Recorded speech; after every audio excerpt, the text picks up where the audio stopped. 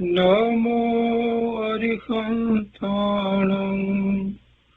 नमो सिद्धाणं नमो आयर्याणं नमो उज्जयाणं नमो लोये सौसाहुनम् असपञ्चनमोकारो सर्वपावपणासनो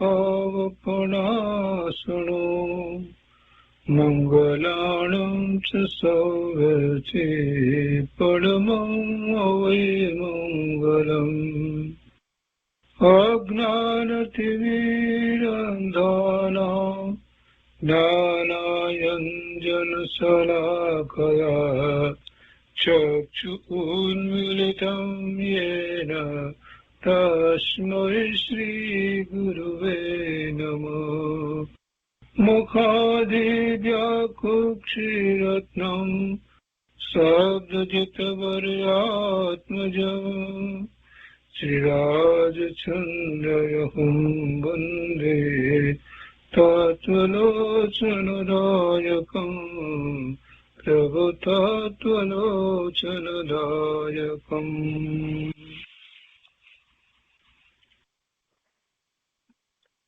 કૃપાળુદેવના વચનામૃતનો સ્વાધ્યાય. એમાં આપણે હાથ નોંધ 1નો સ્વાધ્યાય કરી રહ્યા છીએ. એમાં 57 બોલ સુધી સ્વાધ્યાય કર્યો છે. આજે 58મો બોલ લઈએ છીએ. પાના નંબર 808, બોલ 58મો. હાથ નોંધ 1, પૃષ્ઠ 121 ઉપર એક લીટી લખી છે. એક ચૈતન્યમાં આ સર્વ સી રીતે ઘટે? એક ચૈતન્યમાં આ બધું કેવી રીતે હોય, કઈ રીતે હોઈ શકે? આખું ચિંતન છે. અને આ સર્વ શબ્દ મૂક્યો છે. સર્વ એટલે કેટલા બધાનો એમણે વિચાર કર્યો છે કૃપાળુદેવે, કે એક ચૈતન્યની અંદર આ બધું કેવી રીતે હોય, એટલે તેની વાત શું શું વિચાર નથી કર્યા એમ આપણને થાય કે સર્વ શબ્દ મૂક્યો એટલે આત્માના સ્વરૂપનો વિચાર કર્યો છે, આત્માની શક્તિનો, આત્માના ગુણોનો વિચાર કર્યો છે. અને એ સ્વભાવ ભાવે ન પરિણમે અને વિભાવ ભાવે પરિણમે તો એને આ બંધ પણ પડે અને એ બંધના ઉદયો આવે અને એનું લક્ષ કરતા એને ફરી પાછા નવા બંધ પડે. એવું જ આત્માનું એ જ રીતે સ્વરૂપ છે. છતાંય આત્માનું સ્વરૂપ જે છે તે એ બધું હોવા છતાં પણ, 4 ગતિમાં ભ્રમણ કરવા છતાં પણ એવું જ જળવાઈ રહે. એ મુક્ત સ્વરૂપ જ છે તો મુક્ત સ્વરૂપ જ રહે, એમાં કોઈ મલિનતા વ્યાપે નહીં. અને અનંતકાળ એવો વીતી ગયો પોતાની એવી મલિન પર્યાયોમાં, તે છતાં પણ પોતે ત્રિકાળ એવો ને એવો શુદ્ધ જ રહ્યો, સિદ્ધ સમાન પૂર્ણ પવિત્ર જ રહ્યો. તો આ બધી વાત કેવી રીતે હોય? અને એટલું જ નહીં, પણ ગુણોનો વિચાર કરવામાં આવે, આત્માના ધર્મોનો વિચાર કરવામાં આવે તો વિરોધાભાસી ધર્મો આત્મામાં રહ્યા છે. એકપણું, અનેકપણું, નિત્યપણું, અનિત્યપણું, આ બધું એક સાથે, આ બધું કેવી રીતે એવા ચૈતન્ય આત્મામાં હોય? અને પાછો સર્વજ્ઞતા જ્યારે પ્રગટ કરે છે તો એને 7મા ગુણસ્થાનથી આગળ વધી અને અંતર્મુહૂર્તની અંદર તો એ શ્રેણી ચડી જાય છે. 8મા ગુણસ્થાને પહેલું શુક્લ ધ્યાન પ્રગટ કરે, અને પછી 8મું, 9મું, 10મું અને 12મા ગુણસ્થાને આવે, અને 12મા ગુણસ્થાને બીજું શુક્લ ધ્યાન પ્રગટ કરે. એટલે બીજા અંતર્મુહૂર્તની અંદર તો કેટલો સમયમાં તો એ પછી 13મા ગુણસ્થાનની દશામાં આવે એટલે સર્વજ્ઞ થઈ જાય. હજી તો એમ કહીએ કે અંતર્મુહૂર્તનો એ વખતનો વિચાર કરીએ તો કેટલા ટૂંકા સમયની અંદર જ્યારે એ સર્વજ્ઞ ન હતો તેમાંથી સર્વજ્ઞ થઈ જાય. આ કઈ રીતે, કેવી રીતે આ વસ્તુ કેવી રીતે હોય? 6ઠ્ઠા ગુણસ્થાનની દશામાં મુનિરાજ સ્વવિકલ્પ દશામાં હોય અને પછી ધ્યાનસ્થ થાય. 7મું ગુણસ્થાન અને 7મા ગુણસ્થાનની અંદર પણ એ અતિશય સહિત જ્યારે 7મું ગુણસ્થાન, તો એમાં એ નિર્વિકલ્પ ધ્યાનમાં શ્રેણી ચડે. અંતર્મુહૂર્તની અંદર તો એ 10મે અને 12મે આવી જાય, અને ત્યાં પાછું બીજું શુક્લ ધ્યાન થતા કેટલાય કર્મની પ્રકૃતિનો ક્ષય થઈ જાય. 13મા ગુણસ્થાનની અવસ્થા, એમાં તો અનંત જ્ઞાન, અનંત દર્શન, અનંત વીર્ય, અનંત સુખ એવા ચતુષ્ટય પ્રગટ થાય એટલા ટૂંકા સમયમાં.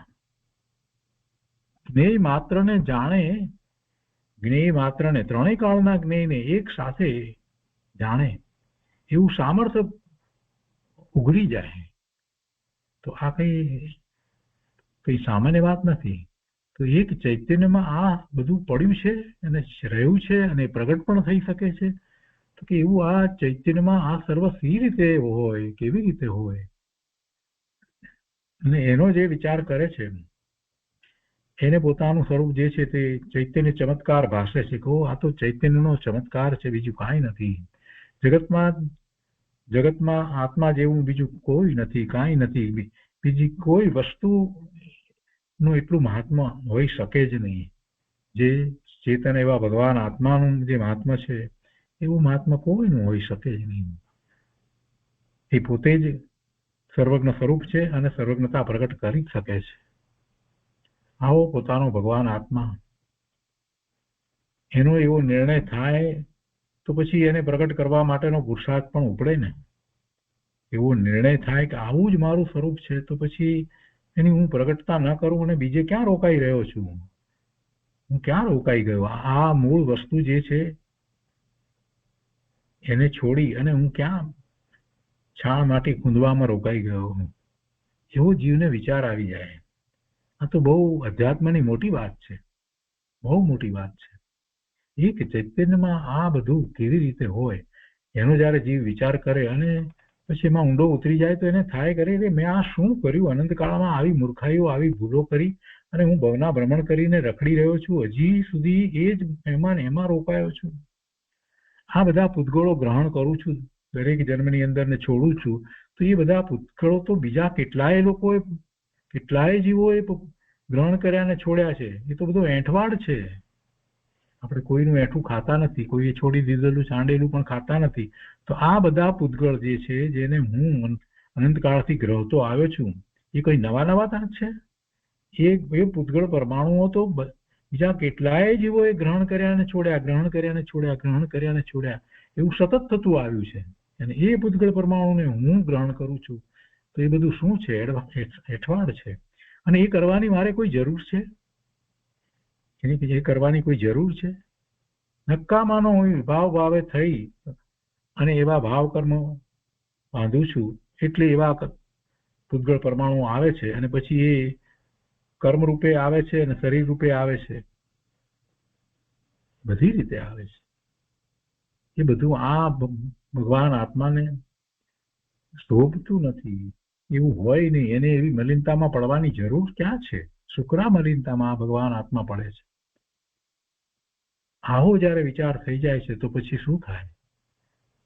પુરુષાર્થ સિવાય બીજું કાંઈ ઉપડતું નથી. બસ પોતાના એવા શુદ્ધ સ્વરૂપનો પુરુષાર્થ, એની પ્રાપ્તિનો પુરુષાર્થ, એની અનુભૂતિ, એથી વધારે આગળ વધીને એની પ્રાપ્તિ, એનો જ પુરુષાર્થ ઉપડે.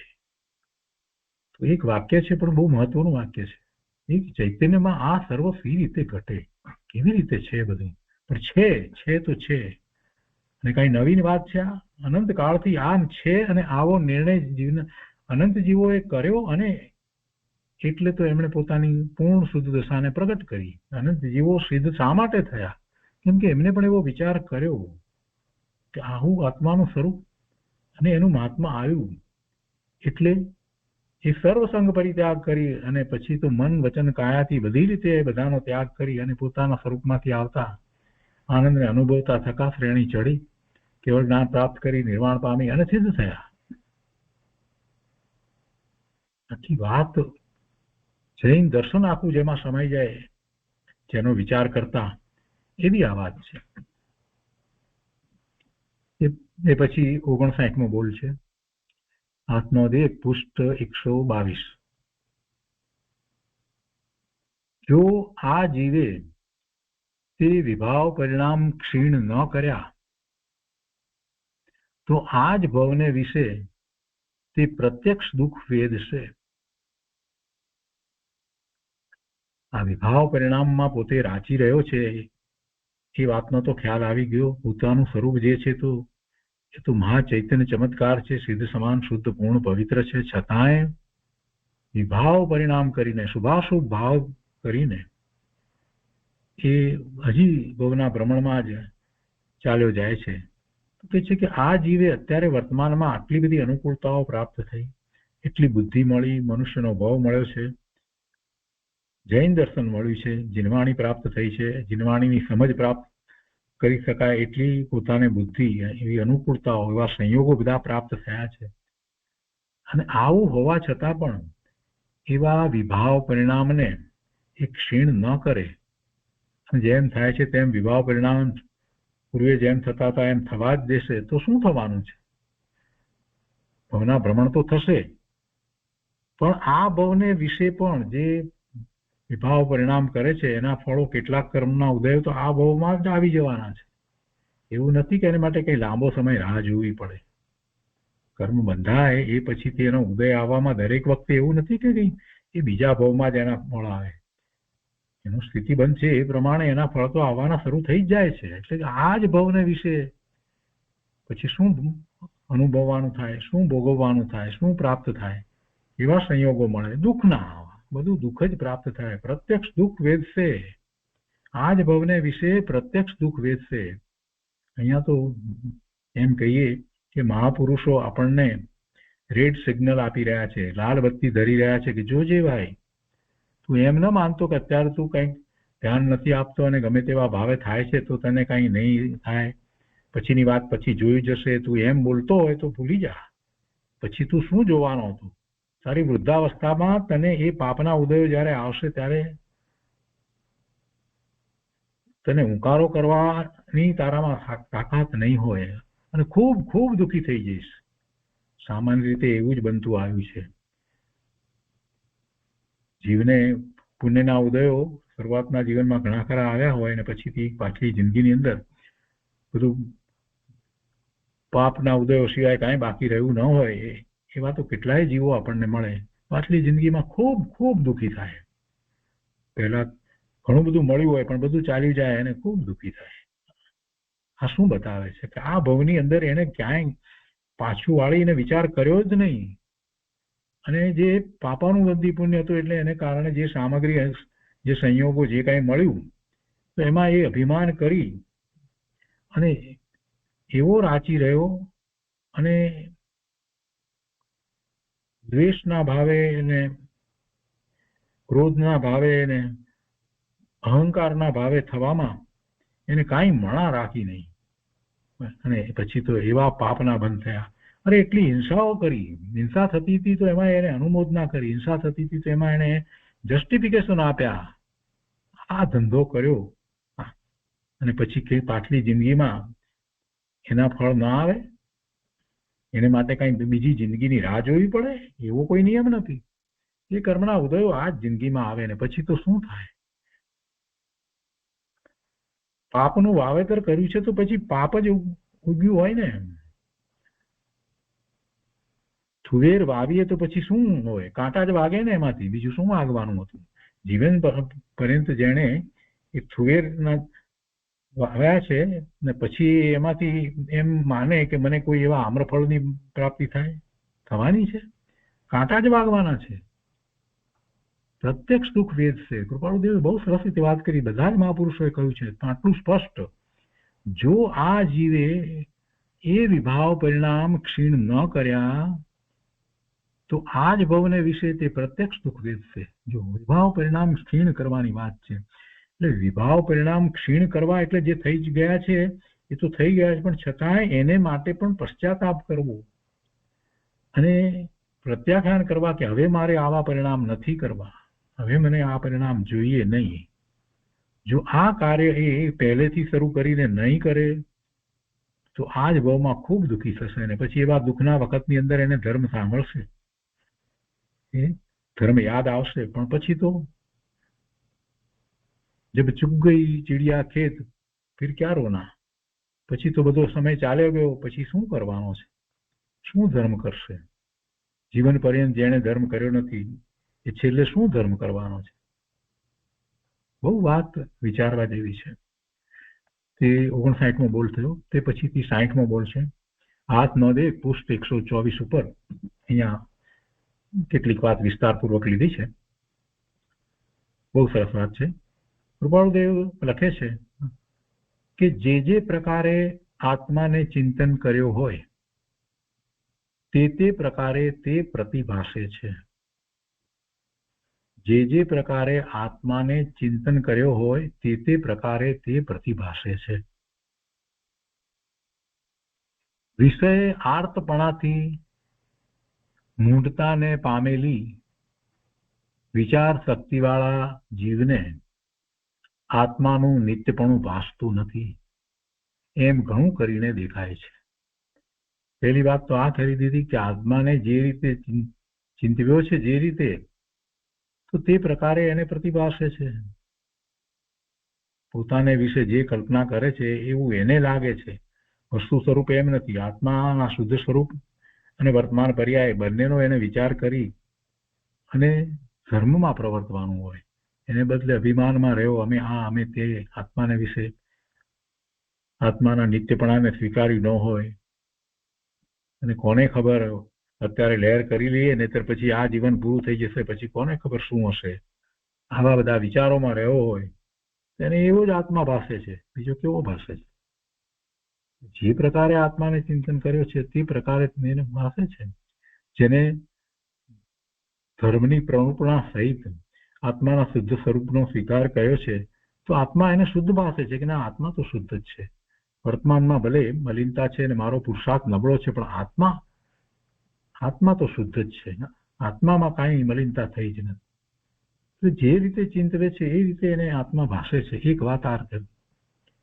અને પછી બીજી વાત અહીંયા કરી છે કે જીવને એવા નકામાના નિમ્ન હલકી કક્ષાના વિચારો આત્માને વિશે જે આવે છે તો એનું કારણ શું? એને કેમ એનું સ્વરૂપ સિદ્ધ સમાન શુદ્ધ લાગતું નથી? એવો વિકલ્પ કેમ એને ઉઠતો નથી? તો કહે છે કે વિષય આર્તપણાથી, વિષય એટલે ઇન્દ્રિયોના વિષયો, વિષયાર્થપણાથી મૂંઢતાને પામેલી, વિષયાર્થપણાથી મૂંઢતા પામવી એટલે વિષયો જે છે એની ખૂબ ઈચ્છા કરી હોય, તીવ્ર ઈચ્છા કરી હોય અને પછી એ વિષયો જે છે એને પ્રાપ્ત નથી થતા તો એને એમાં આર્ત ધ્યાન થાય છે. વિષયાર્થપણું એક વસ્તુની ઇન્દ્રિયના વિષયમાં સુખ બુદ્ધિ કરી અને એને માટેની તીવ્ર ઈચ્છા કરી હોય, એટલી બધી આસક્તિ પડી હોય અને એ જ્યારે નથી પ્રાપ્ત થતા તો એને ખૂબ ખૂબ આર્ત ધ્યાન થાય છે. મને ન પ્રાપ્ત થયું, માથા પછાડે છે. અને એને કારણે એટલે કે વિષય આર્તપણાથી મૂંઢતાને પામેલી વિચાર શક્તિ, પછી એની વિચાર શક્તિ કેવી હોય, એમાં જે રોકાયો અને એ ન મળે ત્યારે આર્ત ધ્યાન થઈ જાય કે કોઈક રીતે રૌદ્ર ધ્યાન થાય કે એવી જયારે દશામાં જે હોય એને શું વિચાર આવવાના હતા?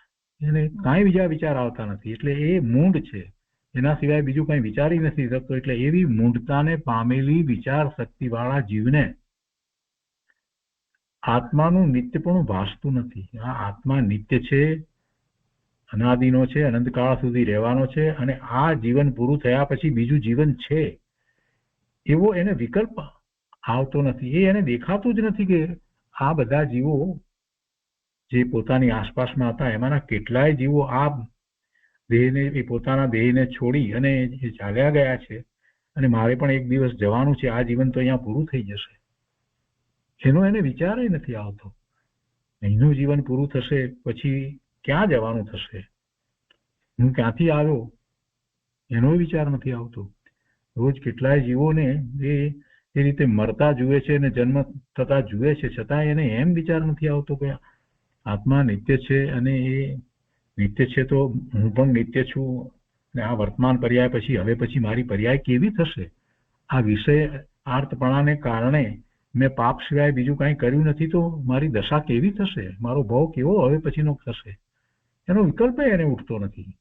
એવી વિચારણા થતી નથી, એવો વિચાર એને ઉગતો નથી. જીવને આત્માનું નિત્યપણું ભાસતું નથી કે આ આત્મા નિત્ય છે તો નિત્ય રહેશે તો પછી કેવી દશામાં રહેશે?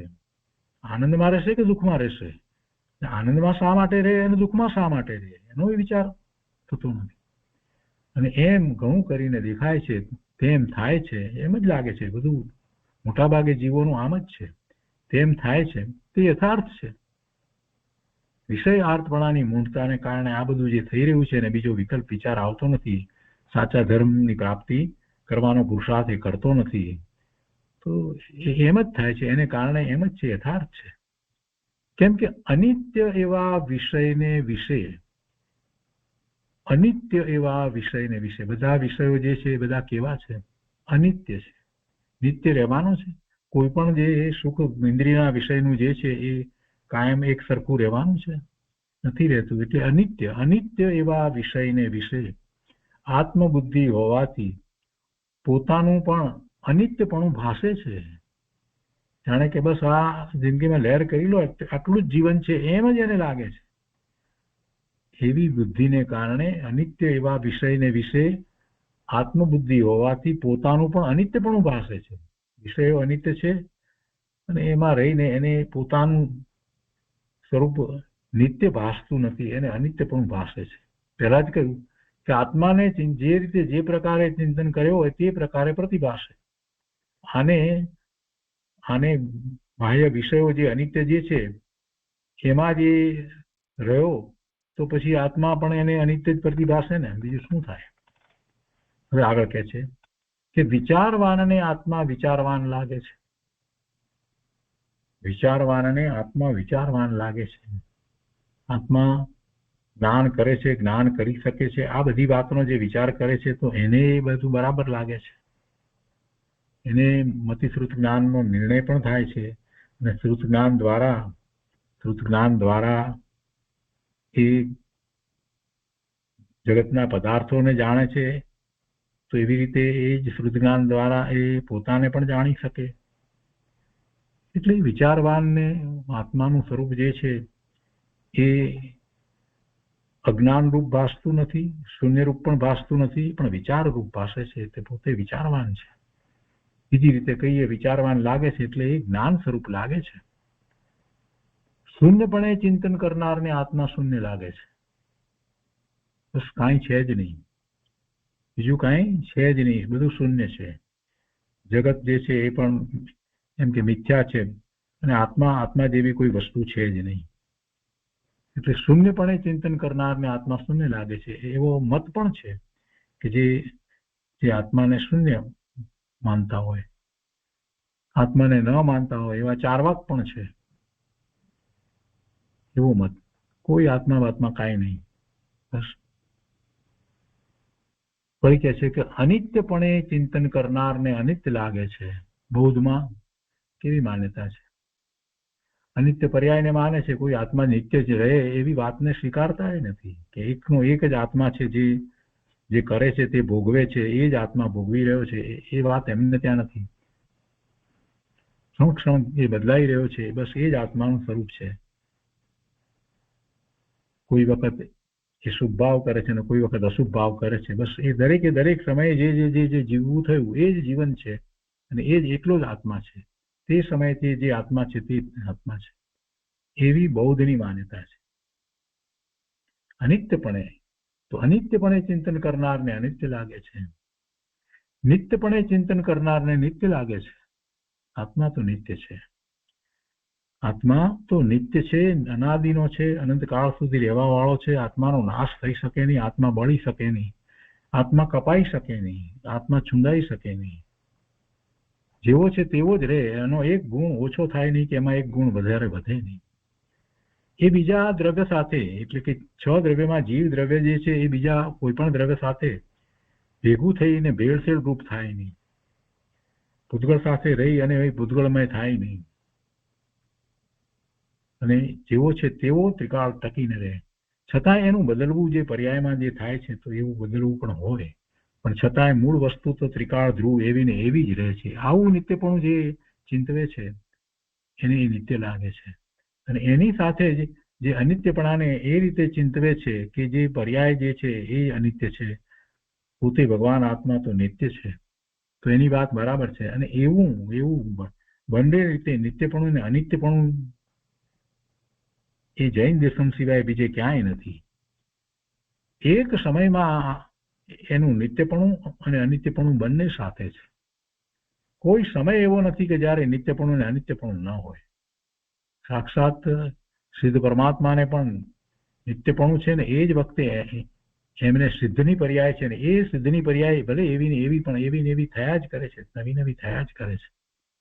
એને આપણે અનિત્ય કહીએ, એ અપેક્ષાથી અનિત્ય કહીએ. કેમ કે સિદ્ધની પર્યાય થઈ છે, સિદ્ધ દશા થઈ છે, તો એમાં જે જીવ છે એ તો નિત્ય જેવો છે તેવો શુદ્ધનો શુદ્ધ છે, અને પર્યાય જે છે એ શુદ્ધ છે, સિદ્ધની પર્યાય છે.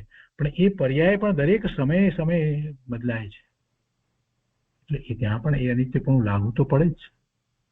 પર્યાય વિનાનું દ્રવ્ય હોય નહીં ને. આગળ અહીંયા કહે છે કે ચેતનની ઉત્પત્તિના કંઈ પણ સંયોગો દેખાતા નથી, તેથી ચેતન અનઉત્પન્ન છે. જો અહીંયા તો બધા સિદ્ધાંતો સમજાવ્યા છે કૃપાળુદેવે. નિત્યપણાની અનિત્યપણાની બધી વાત કરી, જેવું વિચારે છે, જે રીતે કરે છે એ પ્રમાણે એને આત્મા લાગે છે, આ બધી વાતો કરી. અને હવે કહે છે કે ચેતનની ઉત્પત્તિના કંઈ પણ સંયોગો દેખાતા નથી. કોઈ સંયોગથી કોઈ ચેતન ઉત્પન્ન થતો હોય એવું દેખાતું નથી, તેથી ચેતન અનઉત્પન્ન છે. ચેતના ઉત્પન્ન કરી શકાતી નથી, એ અનઉત્પન્ન છે, ઉત્પન્ન થાય નહીં. નવી ચેતના ઉત્પન્ન થતી નથી. અનંત ચેતના છે, એટલે અનંત જીવો છે, એ ચેતન છે, પણ નવો એક પણ જીવ ઉત્પન્ન થતો નથી. જે છે તે જ છે, એના પરિભ્રમણ છે, એટલે આપણને એવું લાગે છે આ જન્મ મરણ થઈ રહ્યા છે એટલે, પણ વાસ્તવમાં એનો એ જ જીવ છે જે ભવના ભ્રમણ સંસાર પર્યાયમાં કરી રહ્યો છે. પણ નવું ચેતન કાંઈ ઉત્પન્ન થતું નથી, થઈ શકે નહીં. અને તે ચેતન વિનાશ પામવાનો કંઈ અનુભવ થતો નથી.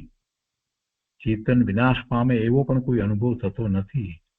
માટે અવિનાશી છે, માટે અવિનાશી છે, એનો નાશ ન હોય. જેની ઉત્પત્તિ નથી અને જો એની હયાતી છે, એનું અસ્તિત્વ છે, તો પછી એનો નાશ પણ હોય નહીં. નિત્ય અનુભવ સ્વરૂપ હોવાથી નિત્ય છે. આનું કારણ સમજાવ્યું. કેમ એમ? કેમ કે નિત્ય અનુભવમાં આવે છે, નિત્ય અનુભવ સ્વરૂપ હોવાથી નિત્ય છે. અને જે નિત્ય અનુભવમાં આવે છે એ પણ એવું ને એવું જ અનુભવમાં આવે છે, કાંઈ જુદું જુદું અનુભવમાં આવે છે એવું નથી.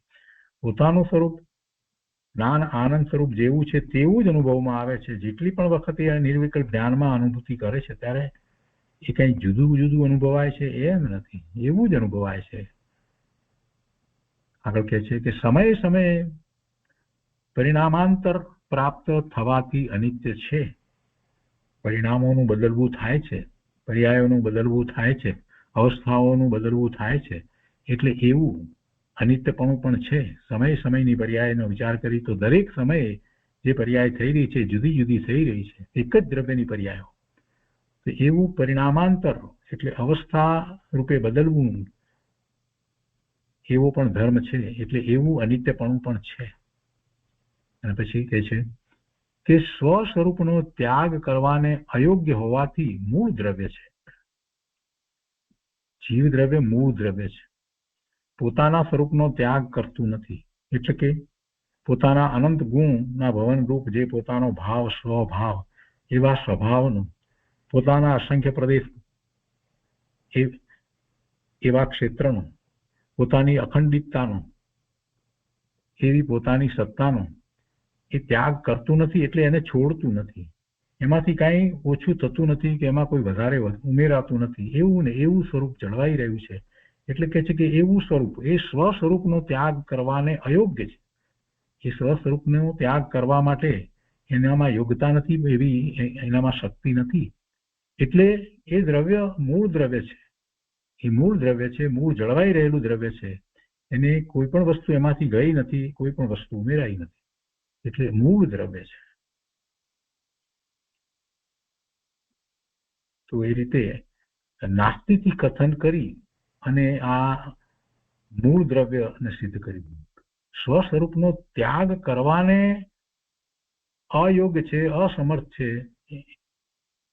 પોતાના સ્વરૂપનો ત્યાગ નથી કરતો, માટે મૂળ દ્રવ્ય છે. અને આ વાત બધા દ્રવ્યોને લાગુ પડે છે. કોઈ પણ દ્રવ્ય પોતે પોતાના મૂળ સ્વરૂપનો ત્યાગ કરતું નથી, મૂળ સ્વરૂપને છોડતું નથી, એટલે એ મૂળ દ્રવ્ય છે.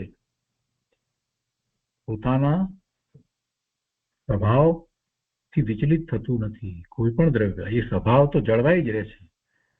વિભાવે પરિણમવાની યોગ્યતા પૂતગળ પરમાણુમાં સ્કંદરૂપ થવાની અને જીવમાં વિભાવ ભાવે પરિણમવાની યોગ્યતા હોવા છતાં પણ મૂળ સ્વરૂપ તો એવું ને એવું જ રહે છે. એટલે એ મૂળ દ્રવ્ય છે. વસ્તુ ધ્રુવ તો ત્રિકાળ રહે જ છે. પેલું વિભાવરૂપ પરિણમન એ તો ક્ષણિક છે અને એ તો એક સરખું થતું નથી. એટલે એને તો ગૌણ કરીએ છીએ આપણે.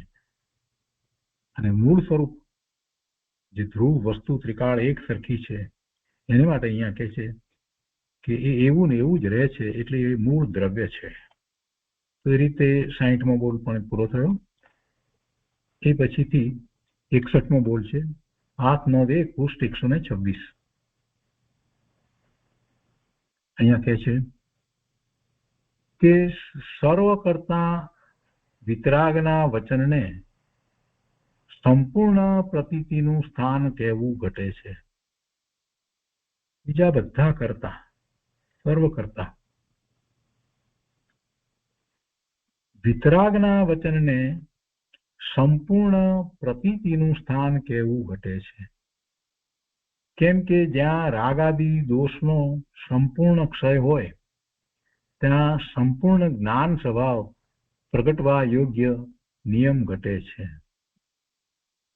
બધી વાત સાથે લઈ લીધી. વિતરાગના વચનોનું મહાત્મ્ય બતાવી દીધું ને એ વિતરાગના વચનોને પૂર્ણ વિશ્વાસ સહિત સાંભળી સ્વીકારી અને સત્કારવામાં આવે અને પછી એવો પુરુષાર્થ કરવામાં આવે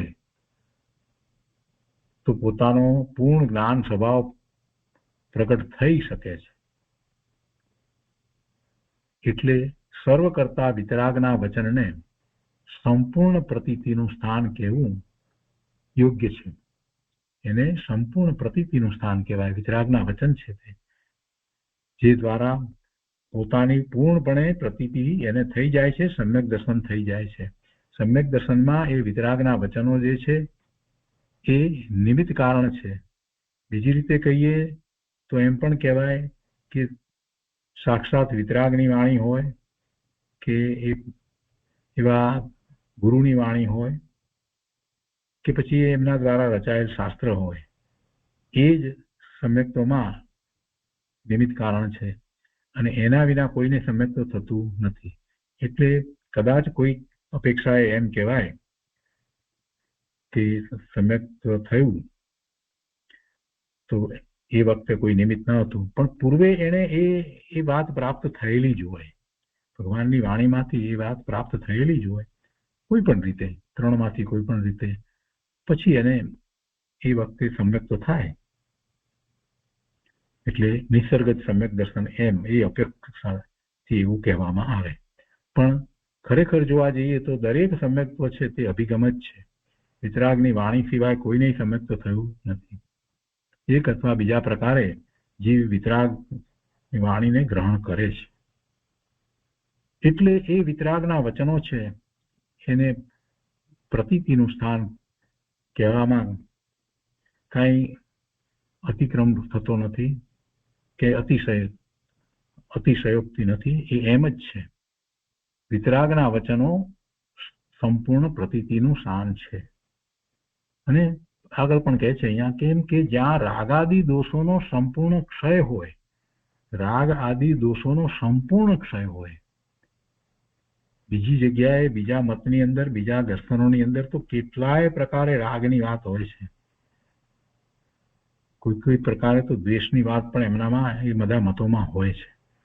તો અહીંયા જૈન દર્શનની અંદર કોઈ રાગ કે દ્વેષની વાત નથી. એટલે રાગાદી દોષનો સંપૂર્ણપણે ક્ષય હોય ત્યાં સંપૂર્ણ જ્ઞાન સ્વભાવ પ્રગટવા યોગ્ય નિયમ ઘટે છે. એવું જ તો પછી એમ નિયમ કરી શકાય કે જ્યાં સંપૂર્ણપણે રાગાદી દોષનો ક્ષય થયો છે તો પછી ત્યાં સંપૂર્ણ જ્ઞાન સ્વભાવ પ્રગટ થઈ શકે.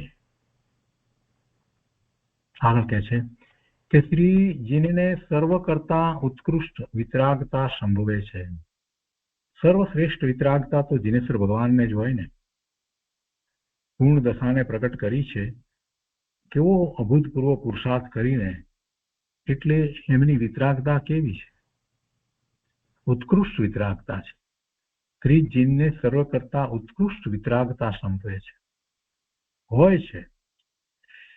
પ્રત્યક્ષ તેમના વચનનું પ્રમાણ છે, માટે જે કોઈ પુરુષને જેટલે અંશે વિતરાગતા સંભવે છે તેટલે અંશે તે પુરુષનું વાક્ય માન્યતા યોગ્ય છે.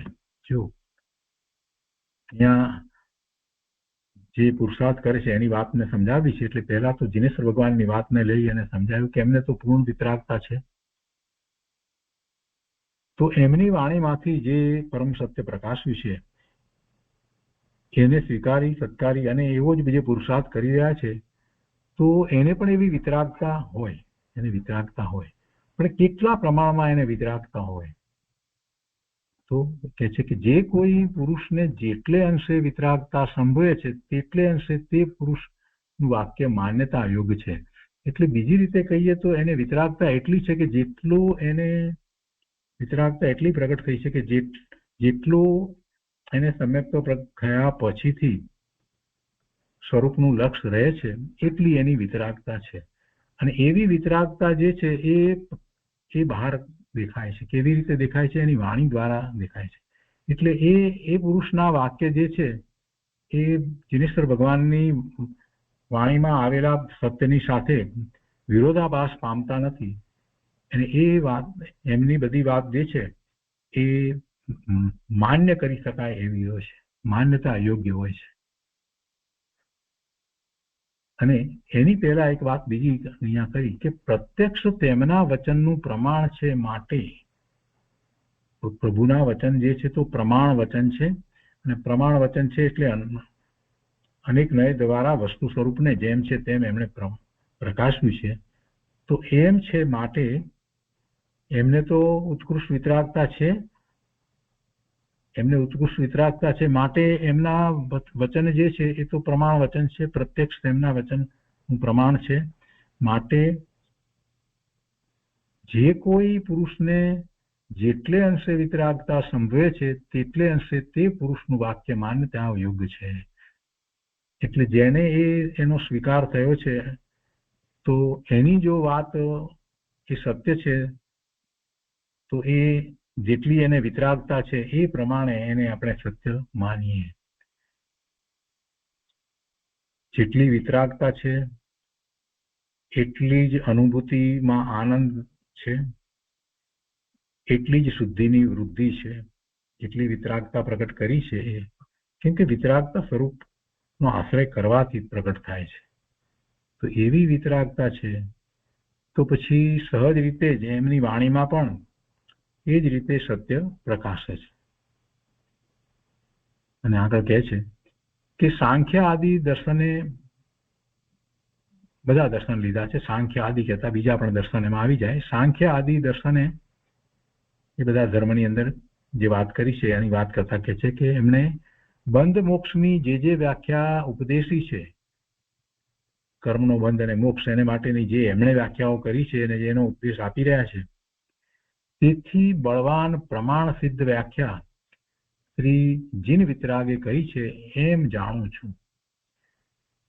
બધા દર્શનનો, બધા મતોનો અભ્યાસ કર્યા પછીથી કૃપાળુદેવ જેવા કોઈક જ કહી શકે કે બીજી કોઈ જગ્યાએ જીનેશ્વર ભગવાને જે રીતે આ નવ તત્વનું સ્વરૂપ સમજાયું છે એવી વાત ક્યાંય છે નહીં. એમણે બધી વ્યાખ્યા કરી છે એ બળવાન વ્યાખ્યા, પ્રમાણ સિદ્ધ વ્યાખ્યા કરી છે, બધી અપેક્ષાથી વસ્તુ સ્વરૂપને પ્રકાશ્યું છે, એવી વાત બીજા દર્શનમાં મળતી નથી. બંધ અને મોક્ષ, જીવને આ દશા, બંધ એટલે સંસાર પર્યાય અને મોક્ષ એટલે મુક્ત દશા, અને એ મુક્ત દશા કોને કહેવાય અને મુક્ત દશામાં જીવને શું પ્રાપ્ત થાય છે એ બધી વાત, અને બંધની દશાની અંદર જીવ કેવી રીતે દુઃખી છે અને કેવી રીતે ભવના ભ્રમણ કરે છે એની બધી સ્પષ્ટ વાત, એ સ્પષ્ટ વાત જીનેશ્વર વિતરાગ પરમાત્માએ જે રીતે કહી છે એવી વાત બીજે ક્યાંય જોવા મળતી નથી. હવે આગળ અહીંયા શંકા કરી અને પછી એનો ઉત્તર આપ્યો છે.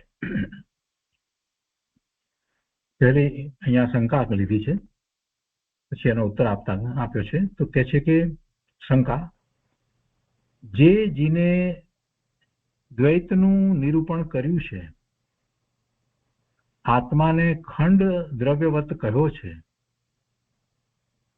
કર્તા ભોગતા કહ્યો છે, અને નિર્વિકલ્પ સમાધિને અંતરાયમાં મુખ્ય કારણ થાય એવી પદાર્થ વ્યાખ્યા કહી છે, તે જીનની શિક્ષા બળવાન પ્રમાણ સિદ્ધ છે એમ કેમ કહી શકાય? કેવળ અદ્વૈત અને પછી બીજા પાના ઉપર લખ્યું છે કે સહેજે નિર્વિકલ્પ સમાધિનું કારણ એવો જે વેદાંત આદિ માર્ગ તેનું તે કરતા અવશ્ય વિશેષ પ્રમાણ સિદ્ધપણું સંભવે છે. આ શંકા. પહેલા તો એ શંકાને સમજી લઈએ. એમ કે છે જે શંકા કરનાર છે એ જૈન મત કરતા વેદાંતને કંઈક વિશેષ માને છે. તો એ કઈ રીતે માને છે? એના માનવાના કારણ બે છે. એક કારણ તો એને જૈનનો અભ્યાસ છે જ નહીં, જૈનનો અભ્યાસ છે જ નહીં, અને બીજું કારણ એને વેદાંતનો અભ્યાસ છે, એટલે વેદાંતને અહીંયા મહત્વ આપી રહ્યો છે. જૈનનો એને સાચો અભ્યાસ પૂરેપૂરો કર્યો હોય તો એને ખ્યાલ આવે કે જૈન દર્શનમાં શું વાત છે. ગૌતમ સ્વામી પ્રખર વેદાંતી હતા. એવા વેદાંતી તો અત્યારે છે નહીં, કોઈ મળવાય મુશ્કેલ. પ્રખર વેદાંતી, અને એમને તર્કમાં એમાં કોઈ હરાવી શકે નહીં, અને એટલા જ બુદ્ધિશાળી, તીવ્ર બુદ્ધિ, અને એટલી તીવ્ર એમની સ્મરણ શક્તિ. એમને 500 તો શિષ્ય હતા. આવા મહાન વેદાંતી એ પ્રભુના દર્શન કરતા જ એમને એવું લાગ્યું કે ઓહો, આવું સ્વરૂપ, અને અંદરમાં ઉતરી ગયા, સમ્યક દર્શન થઈ ગયું. પછી તો પ્રભુના શિષ્ય થઈ જાય છે, પ્રભુની વાણી સાંભળે છે, અને પછી તો પ્રભુના મુખ્ય ગણધર થઈ જાય છે. એટલે આપણે તો એ વાત જાણીએ છીએ કે વસ્તુ સ્વરૂપ તો એમ જ છે, પણ છતાંય આ ને જેને દલીલ કરી છે ને એને માટે એનો જવાબ આપ્યો છે. એટલે કૃપાળુ દેવે આ બધી વાત જે મૂકી છે એ દ્વારા આપણને ખ્યાલ રહે કે ક્યારેક એવી વાત આપણા સાંભળવામાં આવે, કોઈ પ્રખર વક્તા હોય અને પછી વેદાંત સંબંધીની એવી વાત કરે તો આપણે બદલાઈ ન જઈએ. એટલા માટે અહીંયા બધી વાત મૂકવામાં આવી છે. એને જે દલીલ કરી છે એ પણ સમજવાની છે કે શું દલીલ કરી છે, કઈ રીતે એ વેદાંતને જૈન દર્શનથી વિશેષ માને છે. પહેલું એણે લીધું કે જે જીનેશ્વર ભગવાને દ્વૈતનું નિરૂપણ કર્યું છે. દ્વૈતનું નિરૂપણ કર્યું છે એટલે શું?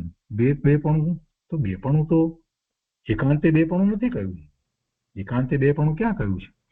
અનુભૂતિ વખતે અદ્વૈત છે. અનુભૂતિ વખતે એમ પણ નથી કે જ્ઞાન આત્માને જાણે છે, એમ નથી. એવું બેપણું અનુભૂતિ વખતે ક્યાં છે? જ્ઞાન સ્વભાવે પરિણમી જાય છે. આત્મા એટલે જ્ઞાન, અને જ્ઞાન સ્વભાવે પરિણમી જાય છે એવું અદ્વૈત કહ્યું છે. એકાંતે કઈ બેપણું કહ્યું છે એમ નથી. દ્રવ્ય અને પર્યાય એમ કહ્યું છે એટલે દ્વૈતપણું કહ્યું, બરાબર છે. જ્ઞાન કહ્યું છે અને જ્ઞાન બધાને જાણે છે. તો શ્રી જીનેશ્વર ભગવાને એ દ્વૈતપણુંનું નિરૂપણ કર્યું છે, પણ સાથે ને સાથે અદ્વૈતનું પણ નિરૂપણ કર્યું છે. એકલું કઈ દ્વૈતનું નિરૂપણ કર્યું છે એમ નથી. અને એ દ્વૈત જે નિરૂપણ કર્યું છે એ પણ અનેકાંત દ્વારા કરવામાં આવ્યું છે, એની અપેક્ષા સહિત કરવામાં આવ્યું છે. કોઈ એમને વાત નથી, અત્યારથી કોઈ વાત તો છે જ નહીં. વળી કહે છે કે આત્માને ખંડ દ્રવ્યવત કહ્યો છે. ખંડ દ્રવ્યવત કહ્યો છે. ખંડ દ્રવ્યવત ક્યાં કહ્યો છે? ગુણોની વાત કરવામાં આવે છે. અનંત ગુણ કયા એટલે કે ખંડ થઈ ગયા, આત્માની અંદર ખંડ થઈ ગયા. આત્માને અનંત ગુણ કયા એટલે એના અનંત ખંડ પડી ગયા. એવી રીતે ક્યાં કહ્યું છે? એ તો સામર્થ્ય દર્શાવ્યું છે. વસ્તુ સ્વરૂપને સમજે નહીં એટલે પછી એને એમ લાગે, એટલે પછી એમ કે આત્માને ખંડ દ્રવ્યવત કહ્યો છે. એમ કે અનંત ગુણનો પિંડ એટલે અનંત ગુણ એટલે અનંત ખંડ પડ્યા ને દ્રવ્યમાં. એમ સમજ્યા વગર પછી દલીલ કરે ને એટલે આવી વાત જ આવે ને. વળી કહે છે કે કર્તા ભોગતા કયો છે. આ તો કર્તા ભોગતા કયો છે બરાબર છે, પણ એને કેટલી જુદી જુદી અપેક્ષાએ કરતા ભોગતા કયો છે. નિશ્ચયથી તો પોતે સ્વભાવ ભાવનો કરતા છે, અને વ્યવહારથી આ શુભાશુભ ભાવનો કરતા છે, અને ઉપચારથી ઘર નગર આદિનો કરતા કયો છે. એ પ્રમાણે ભોગતાપણાની પણ વાત કરી છે. સ્વભાવથી પોતે પોતાના સ્વભાવ ભાવનો ભોગતા છે, અને વ્યવહારથી એ શુભાશુભ ભાવ જે પ્રકારે થાય છે એને જે ભોગવી રહ્યો છે. કઈ પર પદાર્થને તો ભોગવતો નથી, પણ છતાં ઉપચારથી એમ કહેવાય કે એ ઇન્દ્રિયના વિષયોનો ભોગતા છે. એટલે કઈ રીતે કહ્યું છે એનો જરાક વિચાર કરીએ તો ખ્યાલ આવે ને. આ દલીલ કરનારને એનો ખ્યાલ નથી, એને જૈન દર્શનનો અનેકાંત દ્વારા અભ્યાસ કર્યો જ ન હોય, ઉપર છેલ્લો અભ્યાસ કરો એટલે આવી વાત પકડે. અને પછી આગળ પણ કહે છે કે અને નિર્વિકલ્પ સમાધિને અંતરાયમાં મુખ્ય કારણ થાય એવી પદાર્થ વ્યાખ્યા કઈ છે. પદાર્થોની વ્યાખ્યા જે કઈ છે અને એ વ્યાખ્યાને કારણે નિર્વિકલ્પ સમાધિમાં અંતરાય આવે, આવી કંઈક વાહિયાત દલીલ કરી છે. અને પદાર્થોની જે કંઈ વ્યાખ્યા કરવામાં આવી છે, નવ પદાર્થની જે કંઈ વ્યાખ્યા કરવામાં આવી છે, તો એ નવે નવ પદાર્થ નવ તરીકે જાણવાના છે, અને નવ તરીકે જ રહે છે, 8 થતા જ નથી. એટલે એનો અર્થ શું થયો કે જે પદાર્થ નવ તત્વો આપણે કહીએ છીએ અથવા તો નવ પદાર્થ કહીએ, તો એમાં જે જીવ તત્વ જે છે તો જીવ તત્વ જ રહે છે, એની સાથે આશ્રવને બંધ છે જ નહીં, એવો જીવ તત્વ ત્યાં લેવામાં આવ્યું છે. એટલે જે પર્યાયોની જે વાત કરવામાં આવી છે, જ્યાં આશ્રવની ને બંધની વાત કરી છે, તો સાથે સંવર ને નિદ્રાની વાત કરી છે, અને મુક્ત દશાની મોક્ષ બંધ અને મોક્ષની પણ વાત કરવામાં આવી છે, બધી વાત કરવામાં આવી છે. તો અહીંયા એ બધી જે વાત કરવામાં આવી છે પદાર્થ વ્યાખ્યા, નવ પદાર્થ વ્યાખ્યા, તો એ પદાર્થ વ્યાખ્યા એને કારણે એને નિર્વિકલ્પ સમાધિમાં અંતરાય પડે. ક્યાંથી અંતરાય પડે? વસ્તુ સ્વરૂપને જેમ છે તેમ સમજે છે, અને એ નવની અંદર પોતે ભગવાન આત્મા શુદ્ધ ત્રિકાળ જીવ તત્વ શુદ્ધ છે, એ બધાથી જુદું છે. બસ એવો નિર્ણય થાય એટલે પછી ક્યાંય અંતરાય કરવા આવવાનું છે? બાકીના તત્વો એને અંતરાય કરવા આવવાના છે, પણ આ પેલો સમજ્યો જ નથી ને, એટલે પછી આવી વાત કરે. પછી કહે છે કે તે જીનની શિક્ષા બળવાન પ્રમાણ સિદ્ધ છે એમ કેમ કહી શકાય? એટલે આવું બધું છે તો પછી એમની શિક્ષા બળવાન પ્રમાણ સિદ્ધ છે એમ કેવી રીતે કહી શકાય? એમ પ્રશ્ન કરી. અને પછી આગળ કહે છે કે કેવળ અદ્વૈત ક્યાં છે? વેદાંતની અંદર. એટલે કેવળ અદ્વૈત અને સહેજે નિર્વિકલ્પ સમાધિનું કારણ થાય એવો જે વેદાંતી માર્ગ, તેનું તે કરતા અવશ્ય વિશેષ પ્રમાણ સિદ્ધપણું સંભવે છે. સમજ્યા વગરની વાત એને લીધી છે. હવે એ શંકાનો ઉત્તર આપવામાં આવ્યો છે. કેમ કે આ તુલના કરીએ ને ત્યારે ખ્યાલ આવે કે કોઈક આ રીતે પણ વાત આવે. તો એનો ઉત્તર આપ્યો છે, બહુ ટૂંકો ઉત્તર આપ્યો છે, પણ બહુ સરસ રીતે છે કે અદ્યપિ એક વાર તમે કહો છો તેમ ગણીએ, પણ સર્વ દર્શનની શિક્ષા કરતા જીનની કહેલી બંધ મોક્ષના સ્વરૂપની શિક્ષા જેટલી અવિકળ પ્રતિભાસે છે, અવિકળ એટલે વિકળ નહીં, તે કોઈ વિકળપણું છે જ નહીં, વિપરીતપણું છે જ નહીં, જેટલી અવિકળ, કોઈ અશાંતિ કરાવે એવું કાંઈ વિકલ્પનું અંદર છે જ નહીં, એવી જીનની શિક્ષા છે. તો જેટલી અવિકળ પ્રતિભાસે છે તેટલી બીજા દર્શનની પ્રતિભાસતી નથી, અને જે અવિકળ શિક્ષા તે જ પ્રમાણ સિદ્ધ છે. આ જે ઉત્તર આપ્યો છે એ પણ ગંભીર વિચારણા માગી લે એવો ઉત્તર આપ્યો છે, કઈ સામાન્ય ઉત્તર નથી. શું કહે છે? યદ્યપિ ધારો કે તમે કહો છો તેમ માનીએ, એમ ગણીએ.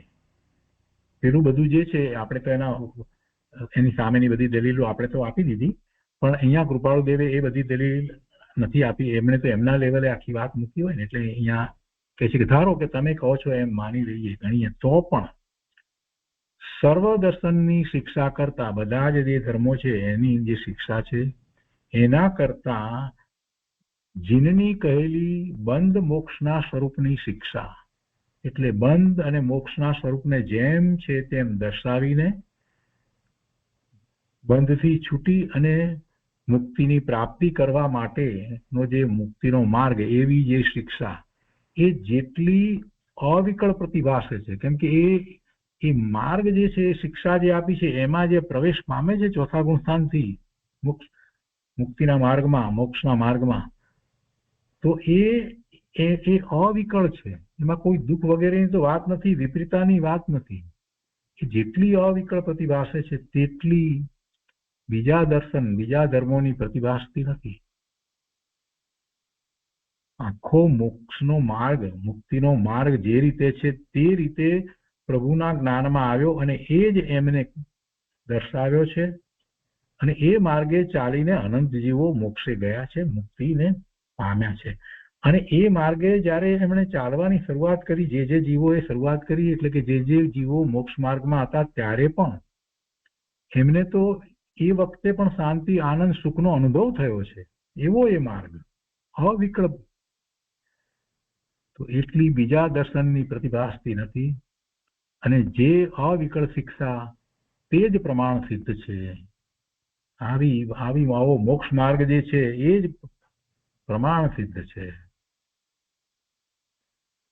બહુ સરસ રીતે કૃપાળુદેવે આખી વાતને મૂકી કે તમે મોક્ષ માર્ગનો વિચાર કરો. પહેલા આ બધી બીજી વાતના જે સિદ્ધાંતો જે છે તમે તો સમજ્યા નથી, કેમ કે અનેકાંત દ્વારા વસ્તુ સ્વરૂપને સમજો નહીં, એટલે એકાંતે પકડો એટલે તમને એવું દેખાય. પણ આખો મોક્ષ માર્ગ જે રીતે પ્રકાશ્યો છે અને એ મોક્ષ માર્ગમાં જે પ્રવર્તી રહ્યા છે એ બધાની દશાનો વિચાર કરો તો તમને ખ્યાલ આવે કે શું છે જૈન દર્શન, કેવું છે.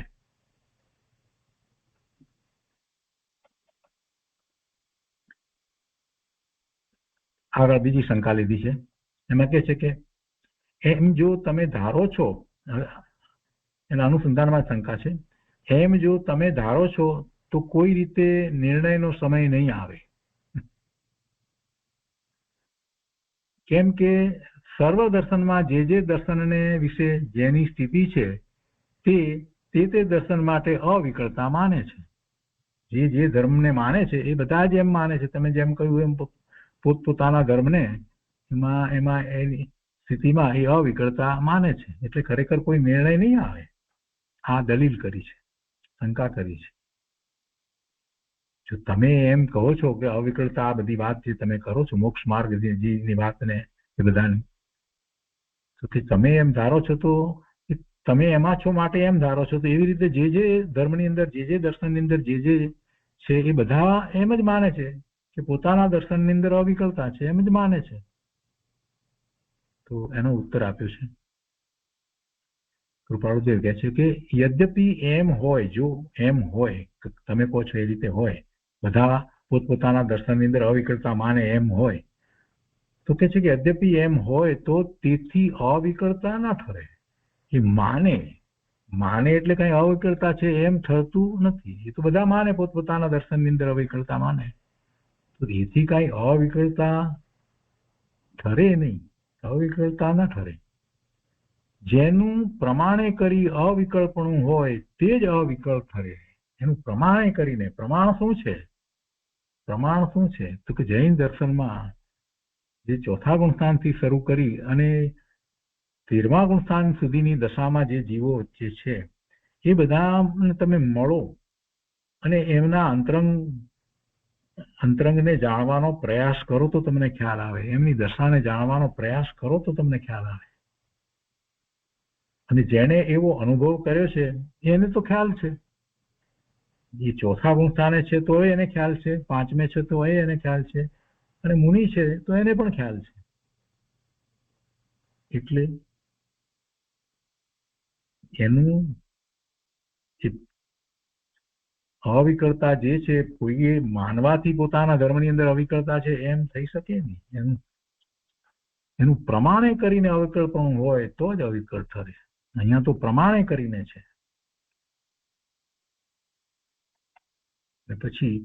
પછી એક શંકા લીધી છે, તો એ આપણે અત્યારે નથી લીધા, વાંચનમાં લઈએ છીએ ફક્ત કે જે પ્રમાણે કરી તમે જીનની શિક્ષાને અવિકળ જાણો છો તે પ્રકારને તમે કહો, અને જે પ્રકારે વેદાંત આદિનું વિકલ્પણું તમને સંભવે છે તે પણ કહો. એટલે હવે શંકાના સ્થાને હવે તમે અમને સમજાવો એ રીતનો આખી વાત કરી દીધી છે. તો એના ઉત્તર રૂપે બીજી બધી વાતો આવશે. જે પ્રમાણે કરી તમે જીનની શિક્ષાને અવિકળ જાણો છો તે પ્રકારને તમે કહો, અને જે પ્રકારે વેદાંત આદિનું વિકલ્પણું તમને સમજે છે તે પણ કહો. એ બંને કહો. તો અહીંયા આ 61મો બોલ પૂરો થાય છે અને એનું અનુસંધાન વગેરે જે છે તે હવે આવતા સ્વાધ્યાયમાં લઈશું. આજનો સ્વાધ્યાય અહીંયા સુધી રાખીએ છીએ.